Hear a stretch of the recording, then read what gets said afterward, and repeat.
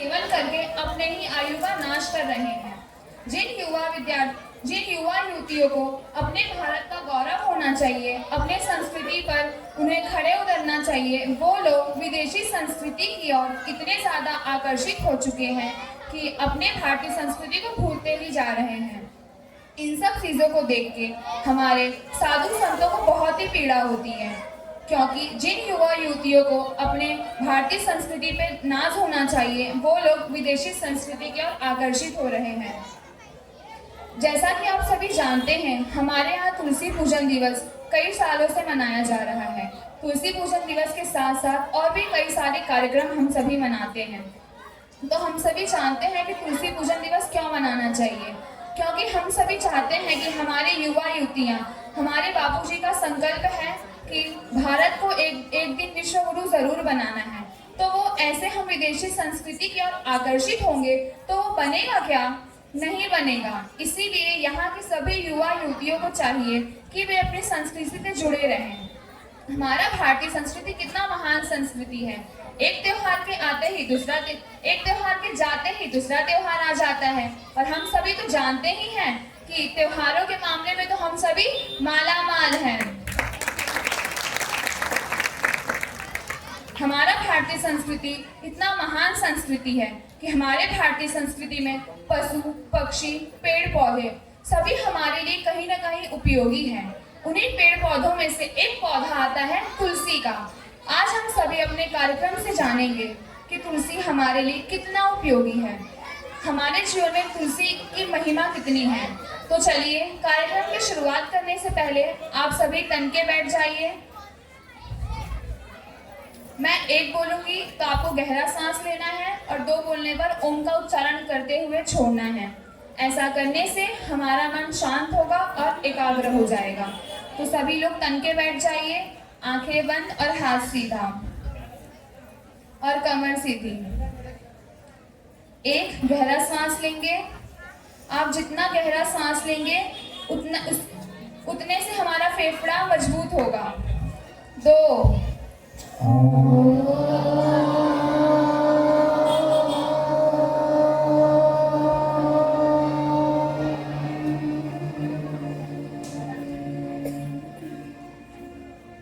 एक गहरा सांस लेंगे, खूब गहरा सांस लेना। 2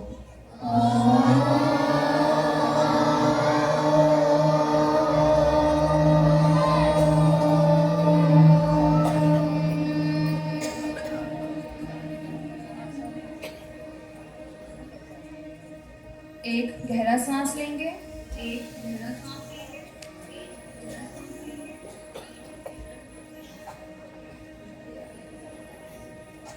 2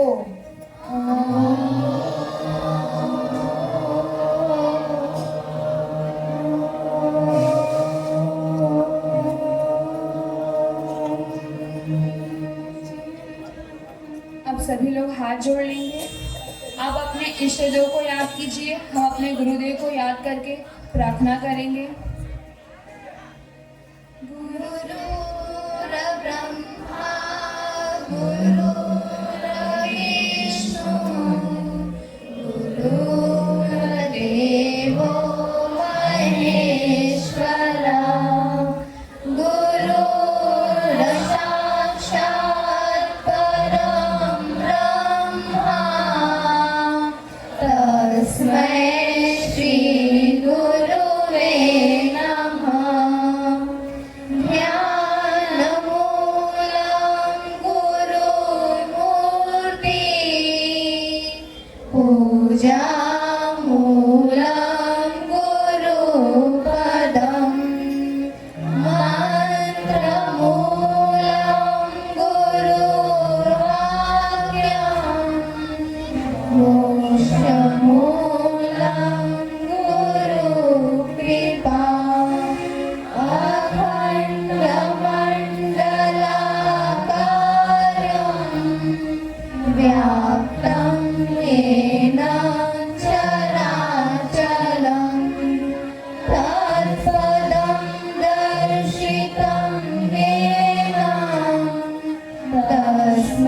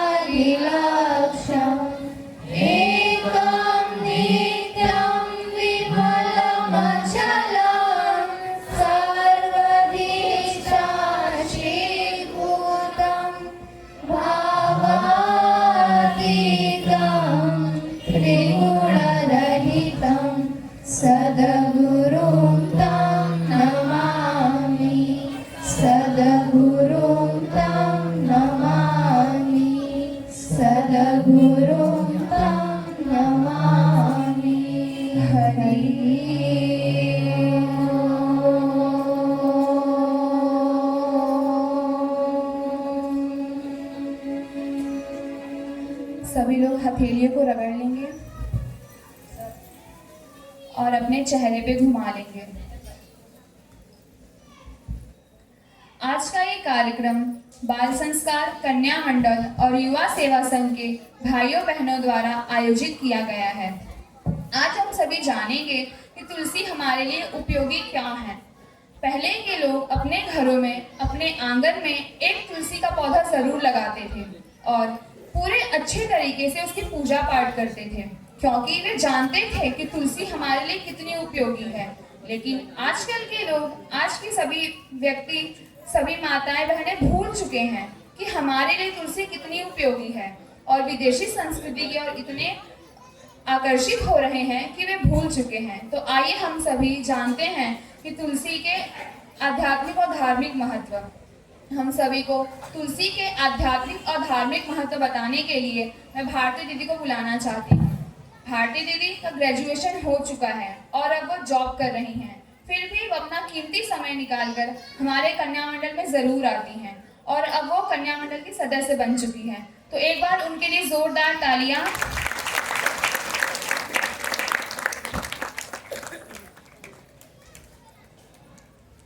गुरुदेव के चरणों में कोटि प्रणाम और आप सभी को मेरा हरिओम। आज मैं आपको तुलसी के आध्यात्मिक व धार्मिक महत्व बताने वाली हूँ। उससे पहले मैं आपको बता दूं कि तुलसी दो प्रकार की होती है, एक रामा तुलसी होती है और एक श्यामा तुलसी होती है। अब आप बोलोगे कि इनमें अंतर ही क्या होता है, सब तुलसी तो समान ही होती है, पर नहीं, ऐसा नहीं है। रामा तुलसी जो होती है वो हरे रंग की होती है और स्वाद में थोड़ी मीठी होती है, लेकिन पूजा में भी ज़्यादातर रामा तुलसी का ही उपयोग होता है, जबकि वही श्यामा तुलसी का रंग बैगनी कलर, थोड़ा काले बैगनी कलर में होता है और स्वाद में भी थोड़ी कड़वी होती है और उसका उपयोग औषधि बनाने के लिए किया जाता है। वैसे तो बताने की जरूरत नहीं है, शास्त्रों, वेदों, पुराणों में तुलसी की कितनी महिमा है, कितनी महिमा का वर्णन किया गया है।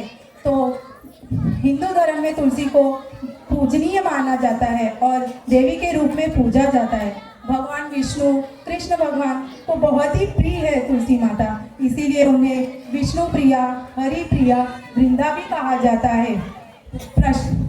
प्रसाद में भी तुलसी का बहुत ही उपयोग होता है। प्रसाद तो स्वीकार भी नहीं होता तुलसी के पत्ते के बिना, और तुलसी का उपयोग मनुष्य के जन्म से मृत्यु तक तुलसी का उपयोग होता ही है। तो जैसे कि बच्चे के जन्म के बाद जो भी शुभ कार्य होते हैं, उसमें तुलसी का उपयोग होता है। और शादी विवाह जैसे शुभ कार्यों में भी तुलसी कितना उपयोग होता है। और जब किसी व्यक्ति की मृत्यु हो जाती है तो गंगा जल में तुलसी के पत्ते मिलाकर उस मृत व्यक्ति के मुख में डालते हैं, जिससे उसकी आत्मा को शांति मिलती है। इतना ही नहीं, तुलसी के लकड़ियों से दाह संस्कार किया जाए तो उसकी सदगति होती है। और तुलसी के पौधों को घर या बगीचे के घर के आंगन या बगीचे में लगाएंगे तो उससे घर में सुख समृद्धि बनी रहती है और शांति का वास होता है। इतना ही नहीं, आर्थिक समस्याएं भी दूर होती है। क्यों? क्योंकि तुलसी में देवी लक्ष्मी का वास होता है। और इसके निकट बैठकर जप, प्राणायाम, ध्यान किया जाए तो उससे जो भी रोगनाशक सुगंधित अच्छी हवाएं होती है उससे निकलकर हमारे शरीर में जाकर जो भी रोग कीटाणु होते हैं उसका नाश करती है, जिससे हमारा शरीर पुष्ट, बलवान और वीर्यवान बनता है। इतना ही नहीं, एवं तेज की वृद्धि भी होती है। सोचिए तुलसी का उपयोग कितना है, कितनी महिमा है तुलसी की।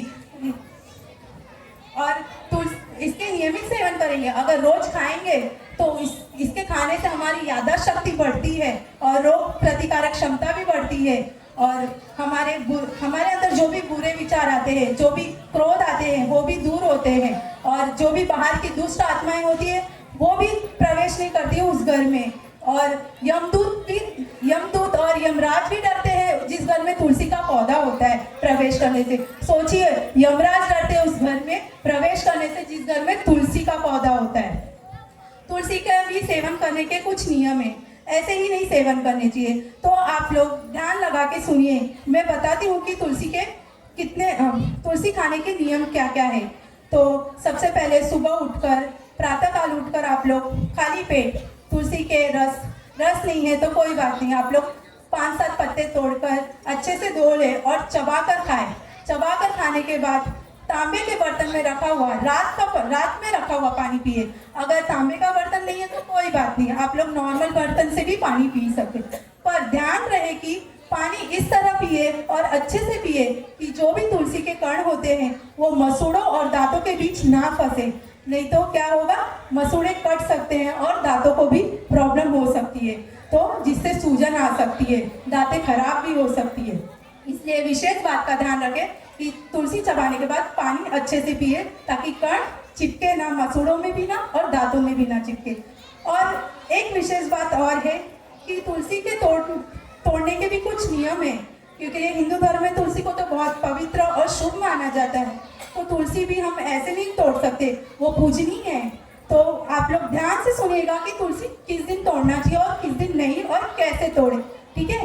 तो जैसे कि बहुत लोग होते हैं कभी भी तुलसी तोड़ देते, नहीं, तुलसी को सूर्यास्त के बाद ना तोड़े, रविवार को भी ना तोड़े, यहाँ तक कि रविवार को जल भी नहीं चढ़ाना चाहिए, तुलसी को छूना भी नहीं चाहिए। एकादशी, सूर्य ग्रहण, चंद्र ग्रहण के इन दिनों में भी तुलसी नहीं तोड़ना चाहिए। अगर आपको जरूरत है तो एक दिन पहले ही तोड़ के रख ले, ताकि आप लोग इस पाप के भागीदारी ना बने कि तुलसी उस दिन ना तोड़े। इन दिनों में तुलसी नहीं तोड़ना चाहिए। और तोड़ने से पहले आप लोग को तुलसी माता को प्रणाम करना चाहिए और मंत्र बोलना चाहिए। मैं आपको 2 मंत्र बताऊंगी, उनमें से आपको जो भी अच्छा लगेगा आप लोग बोल सकते हैं और बाद में प्रणाम करके तोड़ सकते हैं। मैं मंत्र बोलूंगी, आप लोग मेरे पीछे पीछे बोलिए, ठीक है। ओम सुप्रभाय नमः, ओम सुप्रभाय नमः, ओम सुभद्राय नमः, ओम सुभद्राय नमः। ये मंत्र का उच्चारण करके तुलसी माता को प्रणाम करके एक एक पत्ते करके तोड़े, गुच्छे सहित ना तोड़े। जैसे कि बहुत लोग होते हैं कि ऐसे ही जरूरत है फटाफट तोड़ लिया हो गया, नहीं, एक एक करके पत्ते तोड़ने चाहिए, नहीं तो उससे क्या होता है, तुलसी माता नाराज होती है, जिससे हमें बहुत दुख होगा कि तुलसी माता नाराज होगी तो घर में भी सुख समृद्धि नहीं बनी रहेगी। तो इसलिए एक एक पत्ते तोड़कर आप लोग तोड़ सकते हैं, गुच्छे में ना तोड़े। और एक बात और कि जब तुलसी का सेवन करने के बाद 2 घंटे तक दूध का सेवन ना करें, उससे बनी हुई पदार्थ भी कोई पदार्थ भी उसका सेवन ना करें। तो तुलसी के 2 घंटे बाद ही कुछ खाना चाहिए। वैसे तो ऐसे और भी बहुत सारी तुलसी की महिमा है, बहुत ही लाभ है तुलसी का, पर मैं अभी तो टाइम नहीं, कार्यक्रम को बढ़ाना भी है आगे, तो आप लोग को और भी जानने की इच्छा है और देखना है कि तुलसी की कितनी महिमा है और क्या क्या लाभ होते हैं। तो आजकल इंटरनेट का ज़माना है, तो आप लोग इंटरनेट के थ्रू भी सर्च कर सकते हैं, देख सकते हैं कि तुलसी की कितनी महिमा है और क्या क्या लाभ है। तो इसी के साथ में अपने वाक्य को विराम देती हूँ। आप इस कार्यक्रम में आए, आपका हार्दिक स्वागत। आप सभी को बहुत बहुत धन्यवाद। हरिओम। श्री सद्गुरुदेव भगवान की जय। भारती दी के एक बार जोरदार तालियां। आप सभी ने देखा हमें तुलसी की कितनी महिमा पता चली। घर में लगाने से सुख समृद्धि बढ़ती है, सकारात्मक ऊर्जा बनी रहती है, घर में यमदूत नहीं आते। कोई चाहता है हमारे घर में यमदूत आए? जोर से बोलिए नहीं। तो आप लोगों से इतना ही निवेदन है कि अपने घर में तुलसी का पौधा जरूर लगाएं और अपने घर को स्वस्थ रखें।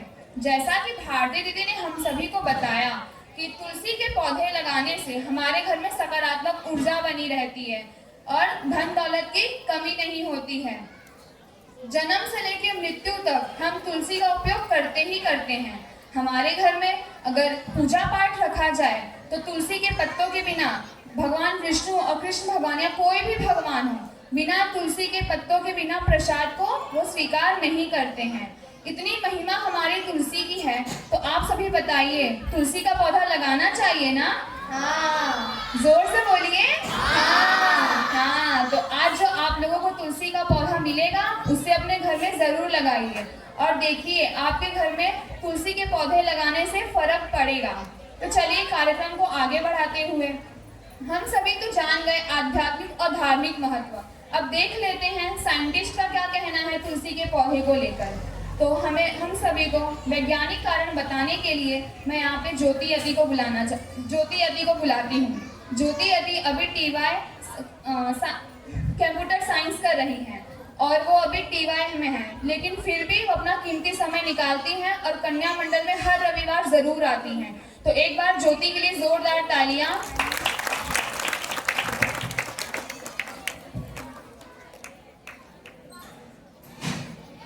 गुरु के चरणों में मेरा कोटि कोटि नमन और आप सभी को मेरा हरिओम। आज मैं आपको तुलसी के बारे में बताऊंगी, जैसे कि तुलसी क्या है और तुलसी का वैज्ञानिक महत्व क्या है। तो सबसे पहले हम जानते हैं कि तुलसी क्या है। तुलसी को हिंदू धर्म में अत्यंत पवित्र और पूजनीय माना गया है। इसे संस्कृत में विष्णु प्रिया कहा जाता है और इसे जड़ी बूटियों की रानी का दर्जा दिया गया है। तुलसी का पौधा अपने औषधीय गुणों, धार्मिक महत्व और पर्यावरणीय लाभ के लिए प्रसिद्ध है। तो अब हम जानते हैं तुलसी का वैज्ञानिक महत्व क्या है। तुलसी के पौधे के कारण इसके चारों ओर 200-200 मीटर तक की हवा स्वच्छ और शुद्ध रहती है। तुलसी के सेवन से हमारी रोग प्रतिकारक शक्ति मजबूत होती है और हमें बड़े रोगों से सुरक्षित करती है। तुलसी का पौधा ऑक्सीजन देता है और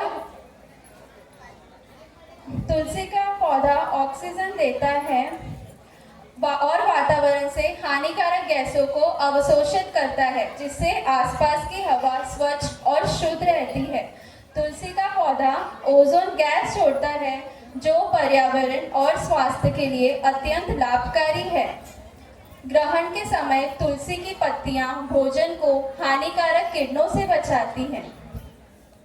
रोजाना तुलसी के सेवन करने से बच्चों को पेट में कीड़े होने की समस्या नहीं होती। ग्रहण के समय तुलसी की पत्तियां भोजन को हानिकारक किरणों से बचाती हैं। तुलसी की पत्तियां इत्थर से युक्त होती हैं और जो बैक्टीरिया को नष्ट करती हैं और मच्छरों को भगाती हैं। तुलसी के पत्तों में पीले रंग का तेल पाया जाता है, जो कीटाणुनाशक और औषधीय गुणों से भरपूर होता है। त्योहार के समय तुलसी का उपयोग इसलिए किया जाता है क्योंकि इसमें शुद्ध और सकारात्मक ऊर्जा होती है, जो हर कार्य को सफल बनाती है। और मृत्यु के समय तुलसी का पत्ता इसलिए चढ़ाया जाता है ताकि आत्मा की शांति और मुक्ति हो। आयुर्वेद में भी कहा गया है कि तुलसी का पत्ता न सिर्फ रोग प्रतिकारक शक्ति को मजबूत बनाता है, बल्कि हमें बड़े संक्रमण रोग के प्रति भी शरीर को सुरक्षित बनाता है। तुलसी के सेवन से हमारी श्वसन प्रणाली मजबूत होती है और शरीर के रोग से लड़ने में मदद करती है। तुलसी न केवल आयुर्वेदिक और धार्मिक दृष्टि से महत्वपूर्ण होती है, बल्कि यह वैज्ञानिक और आध्यात्मिक दृष्टि से भी महत्वपूर्ण होती है। तो अब मैं अपने वाणी पे विराम देते हुए आप सभी से यही कहना चाहती हूँ कि आप सभी तुलसी का उपयोग कीजिए और उसका लाभ उठाइए। आप सभी को हरिओम। ज्योति के लिए पर जोरदार तालियां। अरे और जोर से बधाइए, तभी तो हमारा उत्साह बढ़ेगा। आप सभी ने देखा, साइंटिस्ट का भी यही कहना है कि तुलसी का एक पौधा हमारे घर में लगाने से आधे लोग तो हमारे ऐसे ही मिटा देता है। हम ऐसे जगह रहते हैं जहाँ पे कितनी सारी कंपनियां हैं, और वैसे तो हम सभी जानते हैं कि कितना प्रदूषण हो रहा है। प्रदूषण से बचने के लिए तो कोई हमारी रक्षा कर नहीं सकता, तो हमें हमारी रक्षा खुद करनी है। तो तुलसी का एक ऐसा पौधा है जो सारे प्रदूषण को अवशोषित करके हमें ऑक्सीजन देता है, सारा वातावरण शुद्ध रहता है। तो हम सभी चाहते हैं कि आप सभी लोग अपने घर में तुलसी का पौधा जरूर लगाएं। तुलसी हमारे लिए कितना उपयोगी है, जैसा कि भारती दीदी ने आपको ये बताया था, ज्योति ने भी आपको बताया कि जन्म से लेकर मृत्यु तक हम तुलसी के पत्तों का उपयोग करते ही करते हैं। वैसे ही साइंटिस्ट का भी कहना है कि जो तुलसी के पत्ते हैं ये एक नहीं कई सारी बीमारियों को मार देते हैं। कैंसर जैसी बड़ी बीमारियां, एकदम भयंकर बीमारियों का भी वो नाश कर सकते हैं। अब रिसर्च भी चल रहा है कि कैंसर जैसी बीमारियों में लाभदायक होगा, और इतना अच्छा मतलब रिजल्ट भी अच्छा आ रहा है अभी तक। तो सभी लोग तुलसी के पौधे को अपने घर में ज़रूर लगाइए। अब हम सभी जान लेते हैं कि छोटी मोटी बीमारियों का इलाज हम घर बैठे कैसे कर लें, हमें डॉक्टर के पास जाने की ज़रूरत नहीं पड़ेगी। तो आइए हम सभी जानते हैं औषधि महत्व। औषधि महत्व बताने के लिए वर्षा मिश्रा आ रही हैं। वर्षा मिश्रा हमें औषधि महत्व बताएंगी। वर्षा मिश्रा अभी 11th स्टैंडर्ड में पढ़ रही हैं, और ये भी पहले बाल संस्कार की छात्रा थी और अब कन्या मंडल से जुड़ चुकी हैं। तो एक बार इनके लिए जोरदार तालियां। आप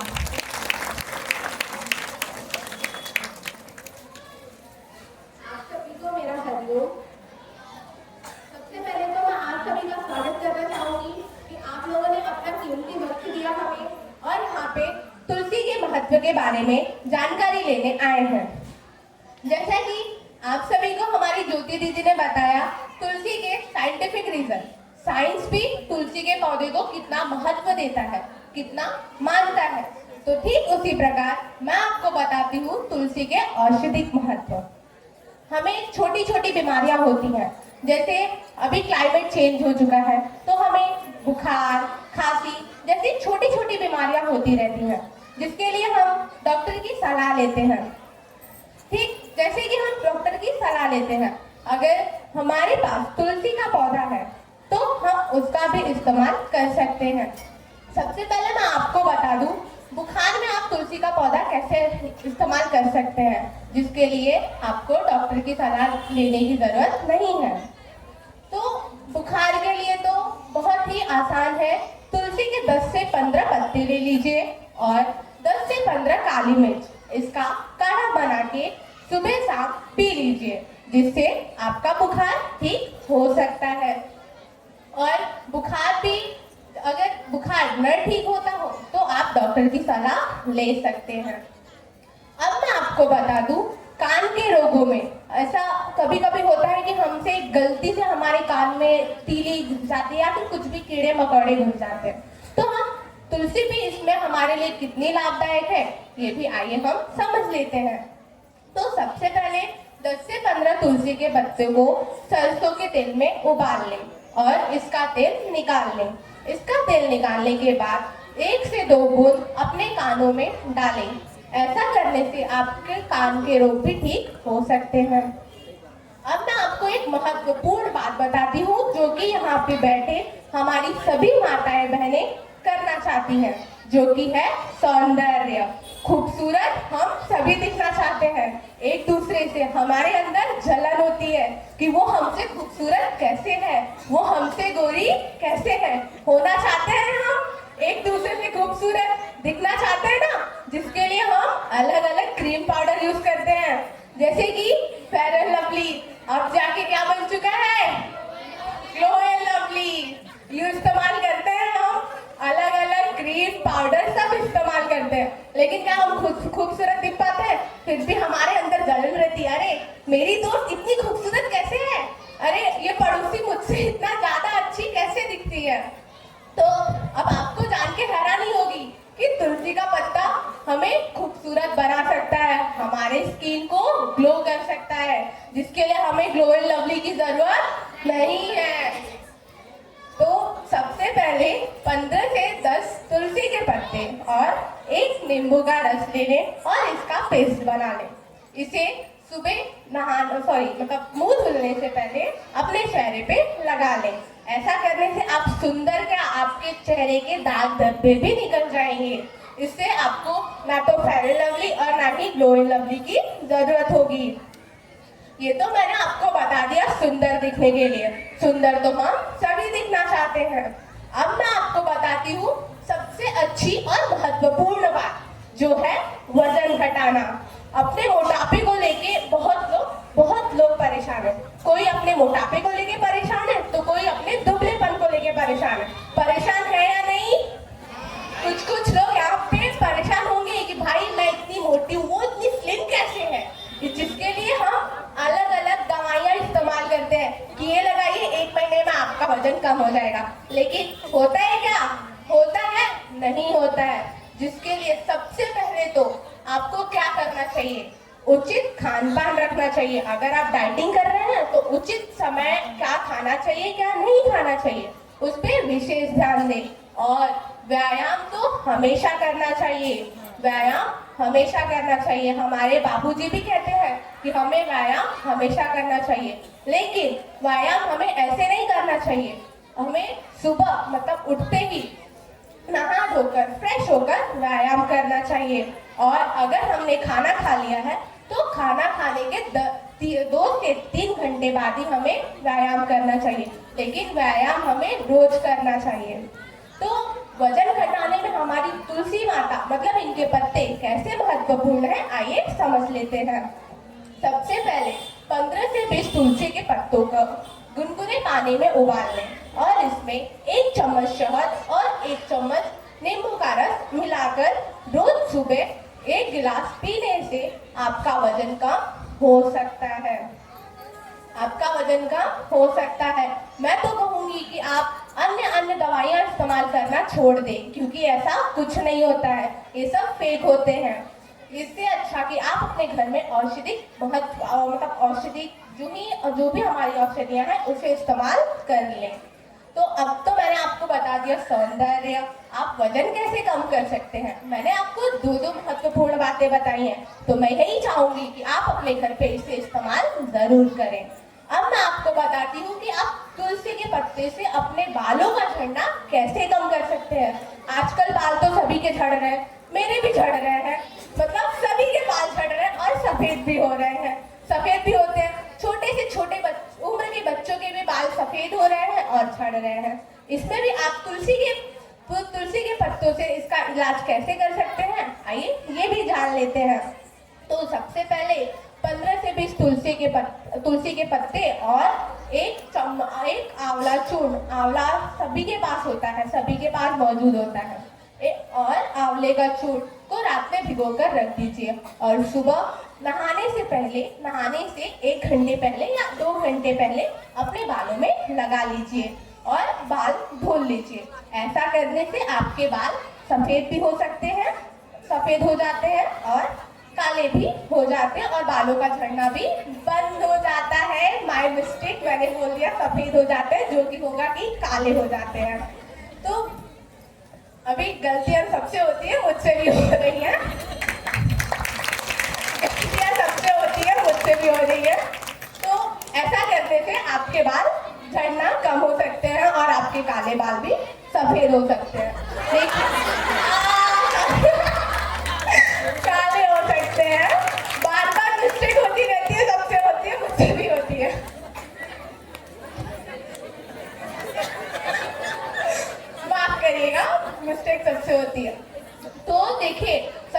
महत्वपूर्ण बात, जैसा कि आपको ज्योति दीदी ने बताया और हमारी भारती दीदी ने बताया कि तुलसी के पौधे अपने घर में जरूर ही लगाएं।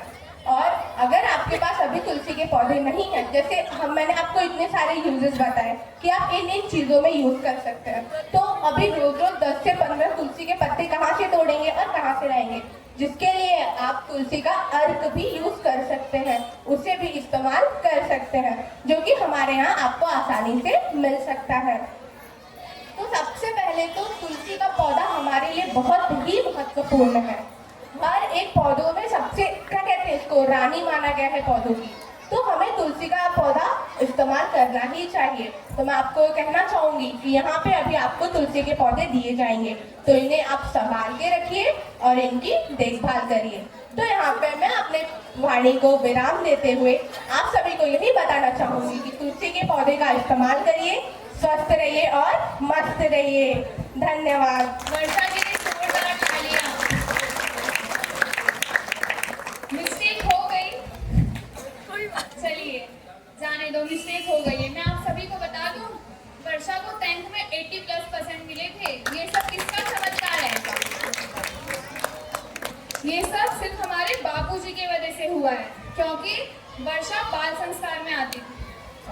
इतने सारे हम सभी ने नुस्खे सुने, एक तो आजमा लेना। मेरे पास वजन के लिए एक और नुस्खा है, समय कम है फिर भी शॉर्ट में बता देती हूँ। अगर वजन कम नहीं हो रहा हो ना, तो टेंशन ले लेना। अगर वो ना मिले, अगर आपके पास ना हो तो अपने बगल वाले से ले लेना। टेंशन लेने से आपका वजन शायद कम ही हो जाए। एक बार ये प्रयोग जरूर करना। आप सभी ने देखा तुलसी का एक पौधा कितने सारे लोगों को मार सकता है। अभी हमारे पास समय नहीं है, नहीं तो आपको और भी बता देते। ये जो हमारे सामने जितनी बच्चियां आई हैं, सब बाल संस्कार की थी और अब कन्या मंडल से जुड़ गई हैं। तो आइए हम सभी जानते हैं कि बाल संस्कार में हम ऐसा क्या सीखते हैं कि हमारे अंदर इतनी हिम्मत आती है कि आप सभी के सामने खड़े होकर हम सब बोल पा रहे हैं। तो हम सभी को बाल संस्कार के बारे में बताने के लिए सृष्टि गोस्वामी आएंगी। सृष्टि गोस्वामी में अहमदाबाद आश्रम में इन्होंने सैकड़ों लोगों के सामने मीठी वाणी में इन्होंने भाषण दिया था। तो आइए हम सभी भी सुनते हैं। सृष्टि गोस्वामी के लिए जोरदार तालियां। परम पूज्य पाद श्री सद्गुरुदेव भगवान के चरणों में मेरा कोटि कोटि प्रणाम और आप सभी को मेरा हरिओम। हरिओम तो बोलो, आवाज नहीं आ रहा है। हरिओम और जोर से बोलो। तो मैं आगे बढ़ती हूँ। अभी हमारे बीच में हमारे RCF पुलिस स्टेशन से हमारी सोनाली फटांगरे मैडम जी आई हैं। जोरदार तालियों से इनका एक बार स्वागत करेंगे। सोनाली मैडम के पास हम लोग गए थे हमारे तुलसी पूजन के कार्यक्रम के बारे में बताने के लिए, तो उन्होंने सुना और वो काफ़ी खुश भी हुई कि इतना अच्छा कार्यक्रम महिलाओं के लिए हो रहा है, और उन्होंने निसंकोच होकर के अपना कीमती समय निकाला और हमारे इस छोटे से एरिया में आए और अपना समय निकाल करके आए। इसलिए फिर से एक बार जोरदार तालियां बजा करके उनका हम स्वागत करेंगे। बहुत बहुत धन्यवाद मैम। पूज्य गुरुदेव के सत्संग में हम सभी ने सुना है कि जिसका सुबह बिगड़ा उसका सारा दिन बिगड़ा, जिसका सुबह बिगड़ा उसका सारा दिन बिगड़ा, जिसका बचपन बिगड़ा उसका पूरा जीवन बिगड़ा, जिसका बचपन बिगड़ा उसका पूरा जीवन बिगड़ा। अगर हम नन्हे से पौधे का उचित तरह से देखभाल करेंगे, उसे समय समय पर खाद पानी देंगे, समय पे सहारा देंगे, तो वही नन्हा सा पौधा आगे चल के विशाल वृक्ष बन जाएगा, जो हमें शुद्ध हवा, फल, फूल, छांव ये सब देगा। अगर हम उसी नन्हे से पौधे का उचित तरह से देखभाल नहीं करेंगे, उसे समय पे सहारा नहीं देंगे, तो वो शायद विशाल वृक्ष ना बने और मुरझा के गिर जाए। उसी तरह हमारे पूज्य गुरुदेव कहते हैं कि बाल अवस्था ही जीवन का मूल है। अगर हम बाल अवस्था में बच्चों को उच्च संस्कार नहीं देंगे, उन्हें अपने संस्कृति के बारे में बताएंगे नहीं, तो उनका पूरा जीवन पतन की ओर चला जाएगा और वो अपने हर क्षेत्र में सफलता नहीं प्राप्त कर पाए। तो इसी बात को ध्यान में रखते हुए हमारे पूज्य गुरुदेव ने बाल संस्कार केंद्र खुलवाया, जिससे बच्चों का हर तरफ से शारीरिक, मानसिक और बौद्धिक विकास हो। क्या आप चाहते हैं कि आपका बच्चा विकास में पढ़े और अपने देश का एवं अपने संस्कृति का नाम रोशन करे? चाहते हैं आप? हाँ। तो आज से, अभी से अपने बच्चों में राम, भगवान श्री कृष्ण की कहानियाँ सुनाइए। उन्हें अपने संस्कृति से एवं अपने धर्म से परिचित कीजिए। जब जीजा माता ने नन्हे से शिवाजी को उच्च संस्कार दिए, उन्हें तलवारबाजी सिखाया, उन्हें घोड़सवारी सिखाई, उनको भगवान श्री राम की, भगवान श्री कृष्ण की कहानियाँ सुनाई, तो वही नन्हे से शिवाजी मुगल साम्राज्य को युद्ध में हराया और आज वो छत्रपति शिवाजी महाराज के नाम से जाने जाते हैं। तो उसी तरह हमारे पूज्य गुरुदेव का संकल्प है कि भारत को विश्व गुरु बनाना है। तो पूज्य गुरुदेव का ये संकल्प साकार हो, आप अपने अपने बच्चों को बाल संस्कार केंद्र में भेजिए। हम वहाँ उनको तन से मजबूत रहने के लिए प्राणायाम सिखाते हैं, योगासन सिखाते एवं मन और बुद्धि से मजबूत रहने के लिए एकाग्रता का ध्यान कराते, ओंकार का गुंजन कराते, जिससे वो अपने हर क्षेत्र में सफलता प्राप्त कर पाए। और अभी सर्दी का मौसम है तो हम उन्हें मैदान में लेके जाते, जिससे उनका फिजिकल एक्टिविटी मजबूत रहे, वो अपने मन से तंदुरुस्त रहे, तन से तंदुरुस्त रहे और हजारों लाखों के बीच में वो अकेला बोल पाए अपने धर्म के बारे में, अपने संस्कृति के बारे में। श्री सद्गुरुदेव भगवान की जय। हमारे यहाँ शिव मंदिर में बाल संस्कार केंद्र तो चलता है हर रविवार 9:30 से 11 बजे तक। तो आप अपने अपने बच्चों को उत्तम संस्कार के लिए बाल संस्कार केंद्र में भेजिए, क्योंकि बाल संस्कार केंद्र तो हर जगह नहीं होगा। तो आप सभी का ये जिम्मेदारी बनता है, आप अपने अपने बच्चों में उत्तम संस्कार डालिए, अच्छे गुण डालिए, उनको अच्छा बनाइए कि वो हर जगह जाए तो उनको सफलता ही प्राप्त हो। तो मैं अपनी वाणी को विराम देती हूँ, लेकिन उससे पहले आप सबके सामने एक पंक्ति प्रस्तुत करूंगी। आप मेरे पीछे पीछे बोलना। कलियां महके बन के फूल, कलियां महके बन के फूल। जोर से बोली, आवाज नहीं आ रहा है, मेरा ही आ रहा है।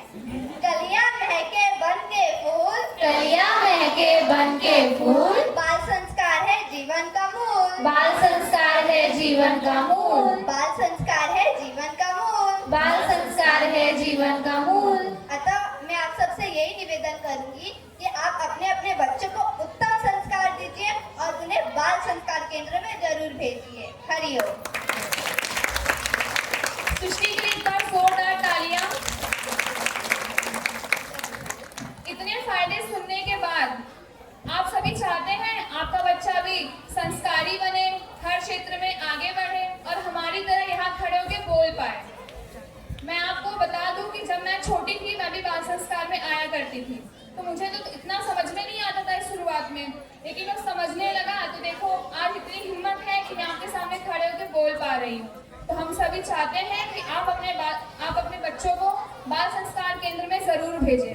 हर रविवार 9:30 बजे से लेकर 11 बजे तक अपने बच्चों को भेजिए और उनके में संस्कार देखिए।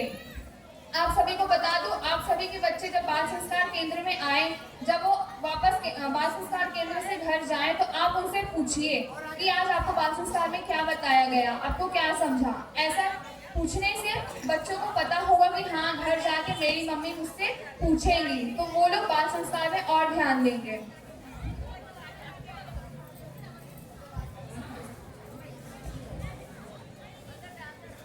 हरिओम। हमारे बीच में हमारे विभाग प्रमुख शिवसेना उद्धव बालासाहेब ठाकरे के विभाग प्रमुख श्री प्रमोद शिंदे साहब आ गए हैं। जोरदार तालियां बजा करके इनका स्वागत करेंगे।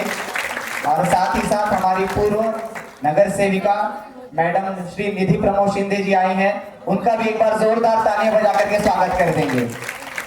मैडम ने और सर ने हमारे लिए अपना कीमती वक्त निकाला, बहुत बहुत धन्यवाद सर, बहुत बहुत धन्यवाद निधि मैडम हमारे कार्यक्रम में आकर के, और कार्यक्रम को आगे बढ़ाते हैं। चंदा बोलिए। तो चलिए अब हम सभी आगे बढ़ते हैं कि जब विद्यार्थी बड़े हो जाएं, जब हम जैसे बड़े हो जाएंगे, युवा हो जाएंगे, तो उन्हें कहाँ भेजना है। बाल संस्कार में तो बच्चों के लिए संस्कार मिलते हैं, लेकिन बड़ी बहनों के लिए, बड़े भाइयों के लिए हमारे बापूजी इतने दयालु हैं कि हम बड़ी बहनों के लिए भी और बड़े भाइयों के लिए भी उन्होंने केंद्र खोल के रखा है। कन्याओं के लिए कन्या मंडल और भाइयों के लिए युवा सेवा संघ। तो आइए हम सभी जानते हैं कि कन्या मंडल में हम सभी क्या सीखते हैं। कन्या मंडल के बारे में आप सभी को बताने के लिए अनामिका गोस्वामी आ रही हैं। अनामिका गोस्वामी ने 10th में 86% प्राप्त किए हैं। 86% प्राप्त किए हैं। और उनकी एक खास बात तो ये है कि वे भाषण बहुत अच्छा देती हैं। आइए हम सभी सुनते हैं अनामिका गोस्वामी का क्या कहना है कन्या मंडल को लेकर। एक बार जोरदार तालियां अनामिका को। आप सभी को मेरा हरिओम। पूज्य गुरुदेव के चरणों में मेरा कोटि कोटि प्रणाम और कोटि कोटि वंदन। पुनः आप सभी को हरिओम। आप सभी भी बोलिए हरिओम और जोर से। तभी तो हमारा भी उत्साह बढ़ेगा जब आप सपोर्ट करेंगे। तो मैं अपना स्टार्ट करती हूँ। बच्चियों बेटियों को सुदृढ़ मनोबल संपन्न सफल एवं सशक्त बनाने तथा उनकी महिमा का परिचय उन्हें बताने के लिए हमारे परम पूज्य गुरुदेव संत श्री आशाराम जी बापू ने कन्याओं के लिए और महिलाओं के वास्तविक कल्याण हेतु महिला उत्थान मंडल का भी गठन किया है। स्त्री वर्ग का बहुत बड़ा योगदान परिवार और समाज निर्माण में होता है। यदि वह वर्ग संयमी, संस्कारी, सत्संगी और ईश्वर परायण हो और यदि इस वर्ग को जीवन की आरंभावस्था अर्थात बचपन या मध्यावस्था तक भी ऐसे संस्कार मिलना प्रारंभ हो जाए तब तो कहना ही क्या। स्त्रियों की महिमा तो हमारे ग्रंथों में भी गाई गई है। रामायण में आता है अयोध्या कांड दोहा नंबर 286 में, पुत्री पवित्र किए कुल दो सुजस नवल जग कह सबको पुण्य पितु मातुली नौर लाई सिख आशीष दीन सुहाई। रामायण में भी बताया गया है। अर्थात जो मैंने दोहा कहा उसका अर्थ है कि एक कन्या एक स्त्री वर्ग के जीवन काल में वो दो कुलों को तार देती है। एक उसका ससुराल और एक उसका मायका। वह ये इन दो कुलों को कैसे तार सकती है? जब उसके पास ज्ञान होगा और सत्संग होगा तब। एक स्त्री के जीवन काल में उसके हाथों में दो कुलों को तार देती है। तो मैं आप सभी को बताती हूँ कि कन्या मंडल में हम सभी क्या करते हैं। तो जैसे आप सभी देख रहे हैं कि आज के युवा युवतियां पाश्चात्य देशों का, विदेशी देशों का इतनी और आकर्षित हो गए कि अपनी संस्कृति को भूलते जा रहे। आजकल नारी स्त्री वर्ग अपनी संस्कृति को छोड़कर दूसरी संस्कृति को अपना रही है। और यह सब आखिर क्यों हो रहा है? क्योंकि आजकल की नारियां और स्त्रियां ब्रह्मज्ञानी संतों के सत्संग से विमुख होकर अपनी श्रेष्ठ संस्कृति को छोड़कर और अपने माता पिता से मुंह मोड़कर आज स्त्री वर्ग अपने आप को स्वतंत्र सिद्ध करने की चाह में पाश्चात्य देशों का अंधानुकरण कर अपने ही पैरों पर कुल्हाड़ी मार रही है। इस बात को दृष्टि में रखते हुए हमारे पूज्य गुरुदेव ने कन्याओं के लिए कन्या मंडल स्थापित किया। हर रविवार हमारे शिव मंदिर में कन्या मंडल चलाए जाते हैं। कन्या मंडल की शुरुआत हमारे गडकरी में 6 अगस्त 2023 से हुआ। इस कन्या मंडल में हम पूज्य गुरुदेव की अमृतवाणी अर्थात सत्संग सुनते हैं और श्रीमद् भगवत गीता जैसे महान ग्रंथ का पठन पाठन भी करते हैं। साथ ही अपने शरीर को स्वस्थ और तंदुरुस्त रखने के लिए योगासन भी करते हैं और मन को प्रसन्न करने के लिए भजन कीर्तन भी कर लेते हैं। तो यहाँ पर उपस्थित सभी माताओं बहनों से मैं निवेदन करूंगी कि यदि आप भी चाहती हैं कि आपकी भी बहू बेटियां कन्याएं तेजस्वी ओजस्वी और चरित्रवान बने तो आप सभी भी कन्या मंडल में जरूर आइए और एक बार कन्या मंडल में आइए और उसका लाभ उठाइए। अगर एक बार आप आएंगे तो आपको खुद पता चलेगा कि कन्या मंडल में क्या होता है, फिर आप उसमें आने के लिए जागरूक हो जाएंगे। तो अपनी वाणी को विराम दूंगी। इससे पहले हमारे पूज्य गुरुदेव को इस धरा पर भेजने वाली उनकी माता श्री महंगीबा जी को याद करते हुए 2 पंक्ति गाएंगे। मैं आगे बोलूंगी, आप सभी मेरे पीछे बोलिएगा। हे माँ महंगीबा बड़ भागी तू जो ऐसो लाल जनायो।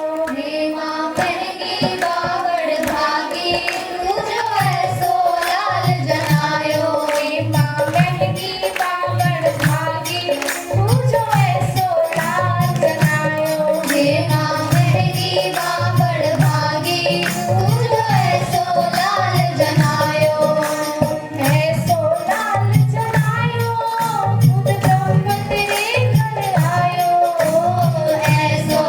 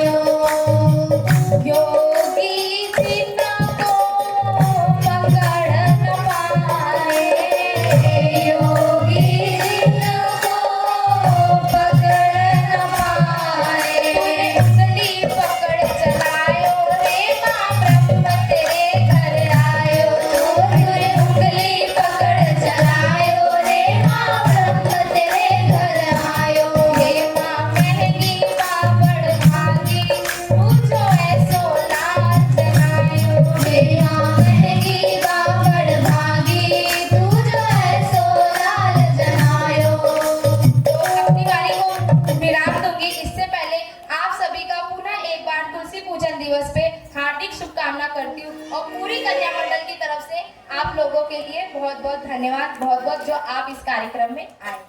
हरिओम। जोरदार तालियां बजाइए हमारी बहन अनामिका के लिए।